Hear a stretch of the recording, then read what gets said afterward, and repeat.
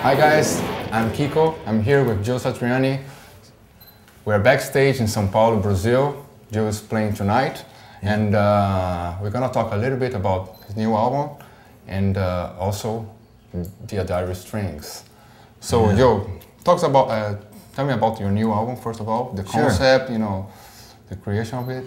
The odd thing about the new record is it's got this unusual title, Professor Saxophonist and the Mysterium of Rock.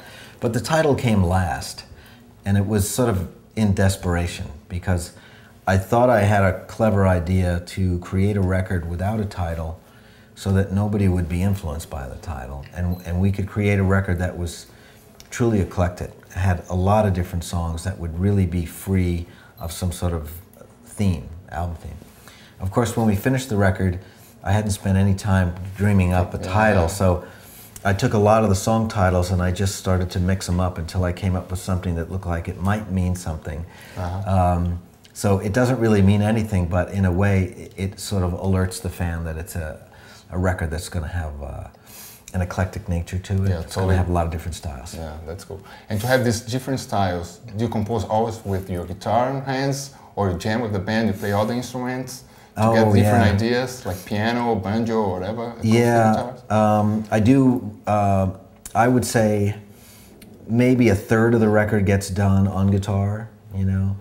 There are songs I do that start and finish completely with keyboards, some of them on bass, some of them on drums. Like totally like piano, or computer stuff? No piano. I'm a slow piano player, but it helps a lot. It helps. Like the first track, Mysterion, was written entirely on piano, and sometimes it's great because you can you imagine the guitar playing, which makes you free of your own technique.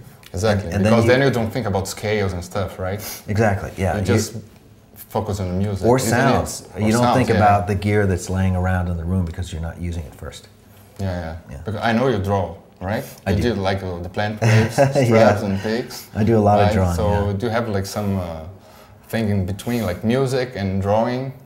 Is this synesthesia of like colors and sounds? You know, maybe. I mean, I'm always thinking maybe some like there's a cinema in my brain. I'm thinking about what a song's movie would look like. Let's put it that way. That's cool. Or not colors like.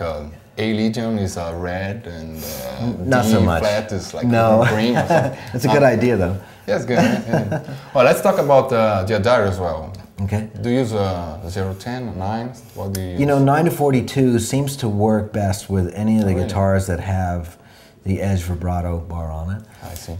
If I'm using any vintage guitars that are Gibsons, it seems like 10s I like. Okay. If I'm using an old Telecaster, I'll use 10s. Sometimes I'll go up to... For recording like rhythm? Yeah, maybe there's one part that just needs to be another guitar, you know, instead of my JS 1000 or something. I see. And what's the most important thing that the string has to have?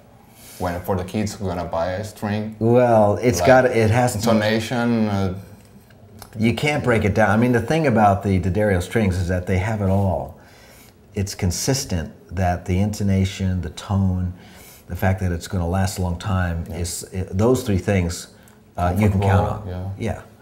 I mean, guitar playing. Excuse my sniffling, but I got a cold. But guitar playing for me is always a little uncomfortable. So I just figure strings are going to feel a little weird anyway. So, I'm always thinking it's got to sound great, the intonation's got to be good, and it's got to last a long time. I think that's what everybody wants.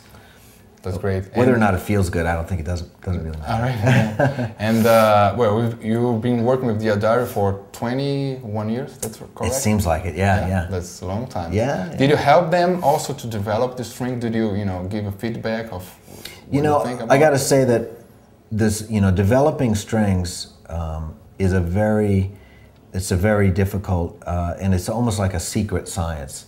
And although I remember speaking to Jim about this, saying, I'd love to develop, my own string line. And once we started talking about it, I thought, oh my God, you really complicated. It's very complicated. It's very deep, and Jim's already been through this, and he's a master at it, as well as the whole D'Addario family. So I'm still working on it, but I realize that it is a very difficult endeavor to think that you can come up with something that they haven't already solved. Okay, so probably one day you're gonna have like Joe's string. Maybe, but I'd have to pass Jim D'Addario's test, which is a tough one. Yeah. So about the straps, also the drawings. So you've been doing this for a long time, or just the idea for the straps? Yeah, I grew up drawing a lot. My two older sisters are artists, and so while they were doing beautiful works of art, I was always in the corner trying to scribble something. And it's always just been artistic expression for me. And it really wasn't, I was thinking of, I wanted to get into string design and strap design, but I wasn't really thinking about the drawings until someone at D'Addario had mentioned it. And they took some of my sketchbooks, and they found some things that they really liked, and I thought that was pretty brilliant. It looks kind of, well, it doesn't look like, but it reminds me a little bit like this Mexican skulls and stuff. I think there's a correlation with what we call Day of the Dead. I don't know if it translates into Portuguese, but in Spanish... yeah, they have in Mexican, right? The Day of the Dead. We don't have it here. Nothing like that. I think throughout the history of civilization, the use of skulls and scary figures is a way that people try to understand death and mortality, and any way that you can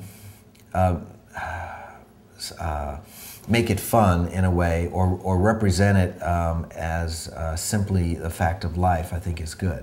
And so I've always thought about that. That's in some way using scary images is a way of preparing yourself for the realities of life, So yeah, that's right. That's the way it is. Nice, really nice. So, well, an advice for a guitar player. What's the most? I don't know. What's the most important thing, or the biggest mistake a guitar player can do when you see like? Oh well, I've made all the big mistakes, so they don't have to worry about that. But I would say one of the let's say the most overlooked part of practicing has got to be playing with other musicians and playing for people. That should be part of practice. Sure. So if somebody has 3 hours to play music every day, if they're lucky, they should make sure it's not all scales and exercises. Have a band.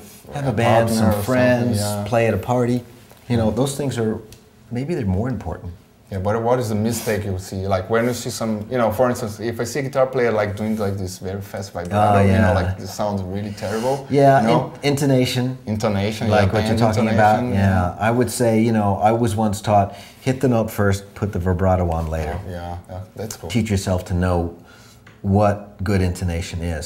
So students got to be able to calm down and be able to really listen to what they sound like, not what they think they sound like, but the sound they're actually making. Record yourself, maybe listen after. Yeah. That's great. Thank you very much. All right, thank you. Have a good concert tonight. Thank you. Thank you. See you later.